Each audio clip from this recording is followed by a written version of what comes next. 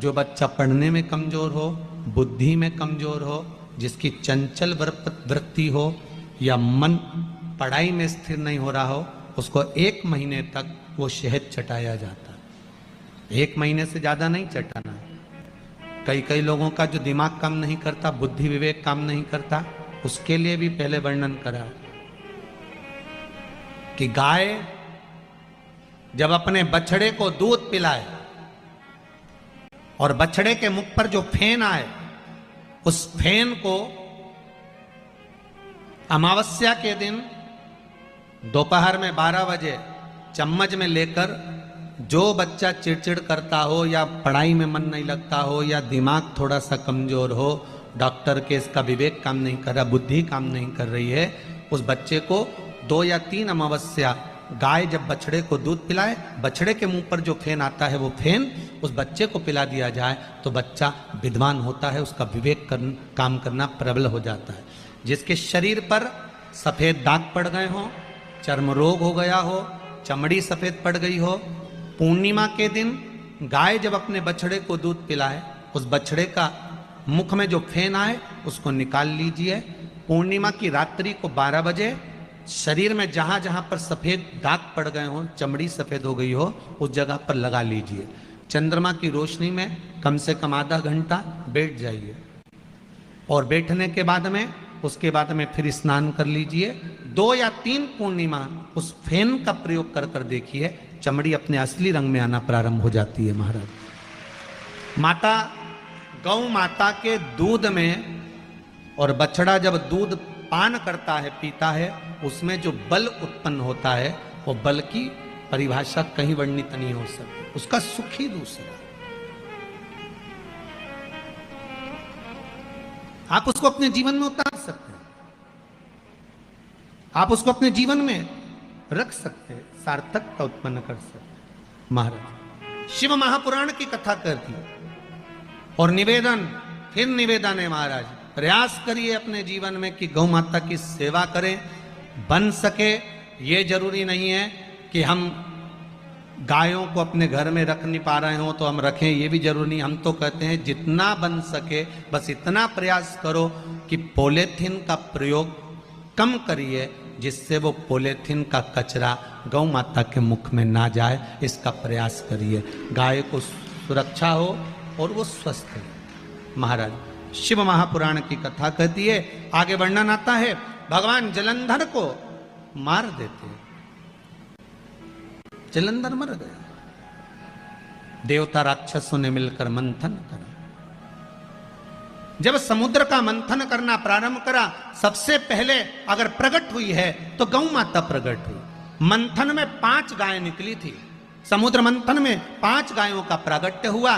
पहली है नंदा, दूसरी सुभद्रा, तीसरी सुशीला, चौथी सुरभि और 5वीं बहुला। ये 5 गाय समुद्र मंथन में प्रकट हुई हैं।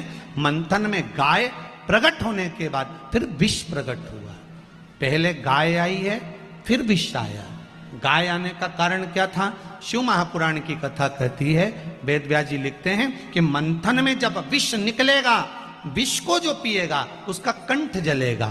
कंठ की जलन को गौ माता का दूध रोक सकता है, इसलिए मंथन में सबसे पहले गाय निकली कि गाय का दूध निकलेगा, वो दूध जो विष पिएगा उसके कंठ की जलन को रोक सकता है। इसलिए शंकर जी का अभिषेक कैसे होता है? गाय के दूध से। और अगर भैंस का चढ़ गया तो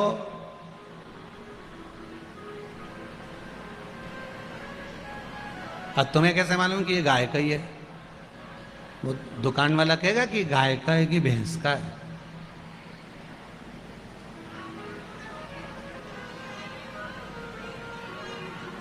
बिल्कुल सही बात है, बहुत सही बोली हो बेटा, बहुत बहुत धन्यवाद। मतलब इंदौर के लोग बहुत ध्यान से कथा सुनते हैं, बात तो है, पक्का है।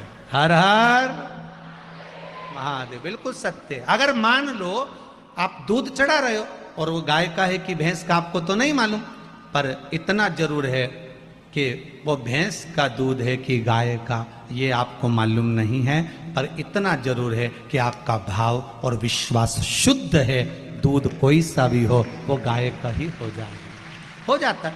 मेरे तुलसी बाबा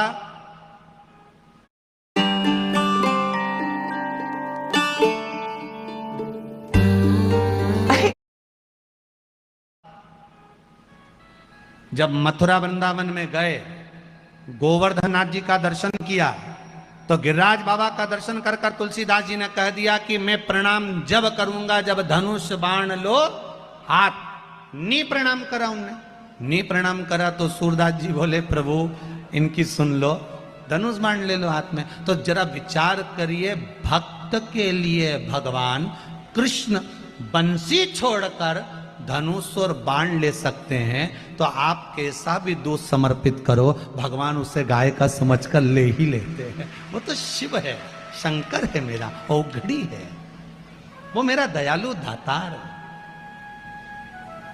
वो प्राप्त कर लेता है।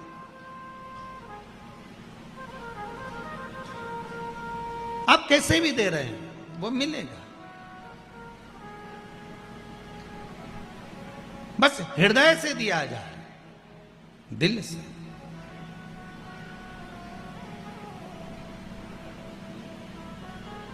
और आप अगर हृदय से दे रहे हैं, भगवान को समर्पित करना है, तो भगवान उसको स्वीकार कर ले।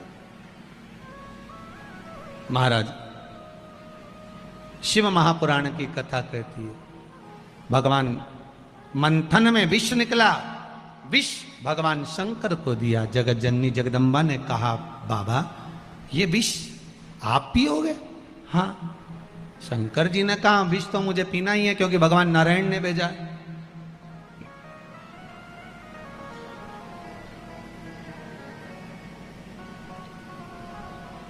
बाबा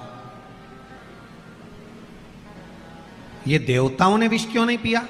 भगवान बोले सबको मालूम है कि विष अगर पिएंगे देवता तो श्रेष्ठ नहीं होगा। मैं घर का बड़ा हूं, जो घर का बड़ा होता है ना, सबसे ज्यादा विष उसको पीना पड़ता है। बहुत ध्यान देना इस कथा पर। घर में ठंडी रोटी ना पत्नी खाती है ना पति खाता है। वो ठंडी रोटी घर की जो बूढ़ी माँ होती है वो डब्बा देखकर आ जाती है रसोई घर में और देखकर कहती है बहू अगर तू मेरे को रोटी लाई है ना तो दाल अच्छी गर्म है ना, वो ठंडी रोटी रखी ना फ्रिज के ऊपर डब्बा में, वो मुझे ला कर दे दे। तो बहू कहती मम्मी आप गरम खाओ ना। नहीं, सास को मालूम है अगर गरम रोटी बहू खाएगी, गरम रोटी बेटा खाएगा, ये ठंडी रोटी जो मेहनत की कमाई की है यह बाद में फेंक दी जाएगी। तो माँ कहती है ठंडी मैं खा लेती हूँ। उसी तरह अमृत सारे देवताओं ने पिया पर विष शंकर भगवान के पास गया क्योंकि शंकर भगवान उस घर के बड़े हैं। देवों में भी देव महादेव हैं, इसलिए विष उनके पास गया। विष मेरे शिव जी के पास में गया। जो घर का बड़ा होता है, जो घर का बयो होता है, घर का बुजुर्ग होता है, सबसे ज्यादा विष उसी के खाते में जाता है, बुराई उसी के खाते में जाती है, निंदा उसी के खाते में जाती है। घर की बड़ी बहू काम बिगाड़ दे, सास चिल्ला के दौड़ जाएगी, देख के नहीं चल सकती है, अकल नहीं है तुझ में। और घर की छोटी बहू काम बिगाड़ दे, छोटी है, चलना सीख रही है, अभी तो नई नई आई है, थोड़ा समय लगेगा, संभलेगी समझेगी। आप भी भगवान से निवेदन करा करो, भगवान हमें इतना बड़ा मत बनाना कि जरा जरा सी बात में हमको सुनना पड़े, हमको तो छोटा बना के रखो, बिल्कुल छोटा। जैसे एक माँ के दो पुत्र, एक 12 साल का एक 5 साल का।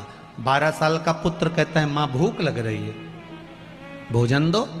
5 साल का बेटा कहता है माँ भूख लग रही है भोजन दो। माँ ने 12 साल के बेटे को भोजन दिया, थाली में लगा दिया, रोटी थाली में रखकर दे दी। 12 साल का बेटा एक जगह बैठकर खाने लगा। 5 साल का बेटा करे माँ भोजन दो। माँ ने रोटी में घी लगाया, नमक लगाया, फिंगर बनाया, गुट्टा बनाया, रोल करा, बेटे के हाथ में पकड़ा दिया। 5 साल का बेटा माँ का पल्लू पकड़कर चलता चलता खा रहा है। 12 साल का बेटा एक जगह बैठकर खा रहा है। भगवान से कहना भगवान हमें इतना बड़ा मत बनाना कि हम एक जगह बैठकर तेरा भजन कर सकें, हमें तो 5 साल का बना कर रख कि चलते फिरते तेरा भजन करें और आखिरी में तेरे धाम चले जाएं। जैसे 5 साल का बेटा माता का पल्लू पकड़कर चलता है, खाता खाता जाता है, चलता जाता है। माँ अंदर, बेटा भी अंदर, माँ बाहर, बेटा भी बाहर। हमें 12 साल के बेटे जैसा हमें बहुत बड़ा नहीं बनना, हमें बहुत बड़ा नहीं बनना, हमें बहुत बड़ा विद्वान भी नहीं बनना कि एक जगह बैठकर तब साधना करेंगे, व्रत करेंगे, उपास करेंगे, साधना करेंगे, तपस्या करेंगे, तब भगवान मिलेगा।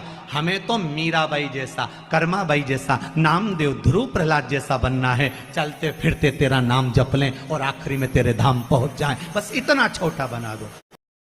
मम्मा को सब पता है हम दोनों को क्या चाहिए। मम्मा से हग ना। Dark fantasy. हाँ, पता है। Sunfeast dark fantasy, crunchy cookie में मोल्टन चोको, हर टिफिन की स्वीट एंडिंग। छोटा बना दो, बहुत बड़ा बनकर नहीं जीवन। जो बड़ा होता है ना उसको बड़ा ध्यान रखना पड़ता, बहुत ध्यान। छोटा कुछ भी कर सकता है। अभी वो आदरणीय आप वो श्री किलाजी विजयवर्गीय जी आते हैं रोज कथा में, आज भी आए क्या? आए आज। तो अब इन्हीं को देखो, अब ये बड़े बनते गए ना तो इनके पीछे 4-5 गार्ड हो गए। अब ये कहीं जाए ना तो पहले 4 पास में खड़े, फिर कहीं जाए, ज्यादा किसी से बोल नहीं सकते, बात कर नहीं सकते, ज्यादा कहीं रह नहीं सकते। देखो मर्यादा होती है ना, बड़े बनने में मर्यादाओं का ध्यान रखना पड़ता है। और छोटा हो तो